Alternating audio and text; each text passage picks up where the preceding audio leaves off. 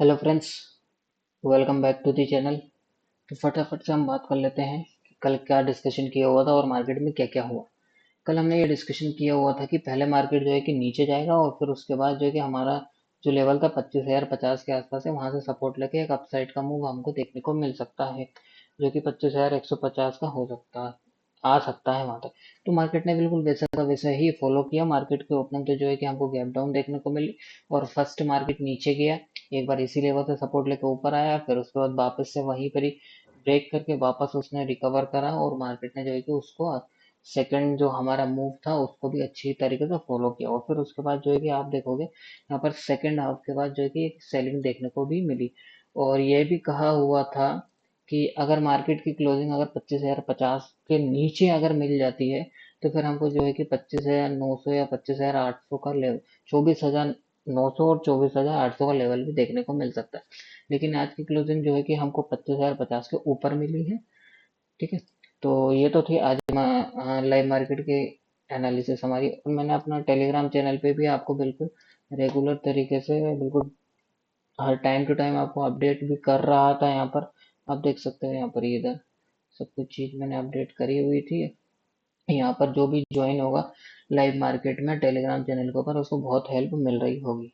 ठीक है। और तो बात कर लेते हैं हम यहाँ पर ऑप्शन चेन की। तो ऑप्शन चेन को यहाँ पर ओपन कर लेते हैं हम। सबसे पहले तो यहाँ पर देखते हैं कि कॉल साइड में हमको जो है कि यहाँ पर इन द मनी में कॉल साइड में पूरी की पूरी यहाँ पर हमको कॉल राइटिंग होती हुई दिखाई दे रही है। और पुट साइड में हमको जो है कि इन द मनी में पोजीशन क्लोज होती हुई दिखाई दे रही है। तो ऑप्शन चेन जो हमको जो है कि एक नेगेटिव इंडिकेशन दे रही है अभी फिलहाल में। ठीक है। तो अब हम यहाँ पर चलते हैं अपने इक्विटी सेगमेंट के डाटा की तरफ, जो कि फर्स्ट डीआईएस का है। तो डीआईएस ने जो है कि यहाँ पर 1200 करोड़ के आसपास की बाइंग की हुई है और एफआईएस ने जो है कि यहाँ पर 2400 करोड़ की यहाँ पर फिर से सेलिंग की हुई है। ठीक। तो अब हम यहाँ पर ओपन कर लेते हैं अपनी डाटा शीट। तो डाटा शीट, तो पहले हम ये देख लेते हैं पार्टिसिपेंट क्या क्या एक्टिविटी करके गए हुए हैं। एफआईएस की बात करें तो ये लोग वो सभी सेगमेंट में जो है कि बियरिश बैठे हुए हैं और प्रोपराइटर जो है वो भी नेट बेसिस के ऊपर बियरिश है, लेकिन कैश में बाइंग है और उनकी। और क्लाइंट की जो है कि अगर देखें तो क्लाइंट जो है तीन दोनों सेगमेंट में यहाँ पर बुलिश है। ठीक है। और कैश में जो है कि सेलिंग कर रहे हैं और डीआईएस जो है कि इक्विटी में बाइंग कर रहे हैं। तो ओवरऑल अगर हम पार्टिसिपेंट के अकॉर्डिंग अगर हम देखें तो बड़े प्लेयर के हिसाब से एफआईज और प्रोपराइटर, तो वो इन दोनों का डाटा जो है अभी फिलहाल बियरिश है। तो हम जो है कि पार्टिसिपेंट्स के अकॉर्डिंग हम बेरिश कंसिडर कर रहे हैं अभी फिलहाल में। ठीक। तो अब हम यहाँ पर चलते हैं अपनी एक्सेल शीट की तरफ। तो एक्सेल शीट हमको क्या कह रही है वो देख लेते हैं हम यहाँ पर। तो आज की क्लोजिंग जो है हमको यहाँ पर जो है कि 112 पॉइंट नेगेटिव में देखने को मिली, जो कि एक नेगेटिव इंडिकेशन है। और अगर पीसीआर देखें तो कल के कंपेयरिंग में आज जो है पीसीआर डिक्रीज हुआ, तो पीसीआर भी हमको नेगेटिव इंडिकेशन दे रहा है। और एडवांस टू डिक्लाइन रेशियो भी देखा तो बिल्कुल हैवी नेगेटिव ही नजर आ रहा है, 2000 स्टॉक के आसपास नेगेटिव में है। और नेक्स्ट मंथ का फ्यूचर्स का डाटा देखें तो यहाँ पर जो कि प्राइस डिक्रीज हुआ है और ओपन इंटरेस्ट भी डिक्रीज हुआ है, तो ये भी एक नेगेटिव इंडिकेशन है। और नेक्स्ट मंथ का फ्यूचर्स का डाटा भी हमको नेगेटिव साइड की तरफ भी इंडिकेशन दे रहा है, ये price decrease open interest increase, तो ये भी एक इंडिकेशन है। और इंडिया विक्स को देखें तो फिलहाल में तो ये तो थोड़ा सा नेगेटिव कूल डाउन हुआ है, जो कि एक पॉजिटिव है। ओवरऑल अगर हम यहाँ पर देखें डाटा तो हमको ये भी नेगेटिव इंडिकेशन कर रहा है। तो अब हम यहाँ पर अपनी एनालिसिस कर लेते हैं पूरी डाटा पॉइंट्स की। तो एफ आई आई के अकॉर्डिंग अगर हम यहाँ पर देखें तो फ्यूचर्स में इन्होंने जो है कि शॉर्ट पोजीशन कैरी फॉरवर्ड कर रहे हैं ऑप्शंस में, जो कि नेगेटिव है। फ्यूचर्स की अगर बात करें तो फ्यूचर्स में भी इन्होंने जो है कि शॉर्ट साइड की पोजीशन अपनी कैरी फॉरवर्ड कर रहे हैं और कैश में भी इन्होंने सेलिंग की हुई। तो ओवरऑल इनका व्यू जो है मार्केट में अभी भी फिलहाल तो अभी बेरिश ही है, फुल बेरिश है ये लोग। और डाटा शीट अभी हमने जो चेक की हुई है उसमें भी हमको जो है कि डाटा पॉइंट्स नेगेटिव ही इंडिकेशन कर रहे हैं। और ऑप्शन चेन की अगर हम यहाँ पर बात करें तो ऑप्शन चेन जो है कि हमको नेगेटिव इंडिकेशन दे रही है। इन द मनी में कॉल साइड जो है कि कॉल राइटिंग होते हुए कैरी फॉरवर्ड करते हुए दिखाई दे रहे हैं कॉल ऑप्शन चेन पे। ठीक है। तो ये तो था ओवरऑल डाटा, अगर हम देखें तो हमको नेगेटिव साइड की तरफ ही इंडिकेशन कर रहा है फिलहाल। ठीक है। तो अब ये तो थी हमारा डाटा पॉइंट। तो हम यहाँ पर चल लेते हैं अपने प्राइस एक्शन की ओर। तो यहाँ से मैं आपको लेके चलता हूँ। आपको मैंने कल बताया था अगर कि यहाँ पर जो है कि इलियड वेव के अकॉर्डिंग ये जो हमारा मूव है, ये पहला मूव था, ये सेकंड, ये थर्ड, और ये जो चल रहा है ये फोर्थ मूव है।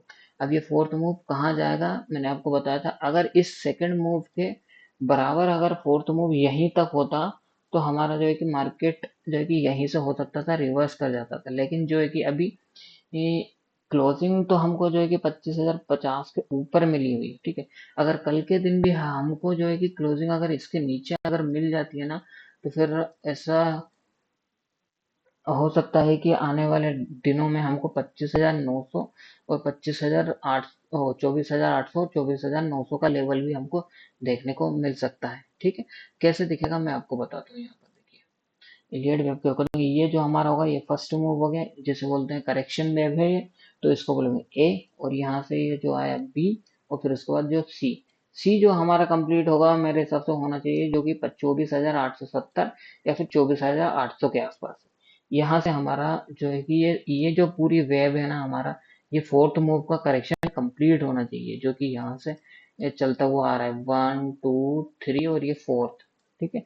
लेकिन इसके अगर अंदर पहुंची तो पहुंच भी सकती है, इस सेकंड वेव के अगर क्राइटेरिया में अगर पहुंचती है मार्केट, फोर्थ वेव जो अगर पहुंचती है तो वो हो सकता है फिर यहाँ पर 24,800 का लेवल हमको देखने को मिल जाए, ठीक है।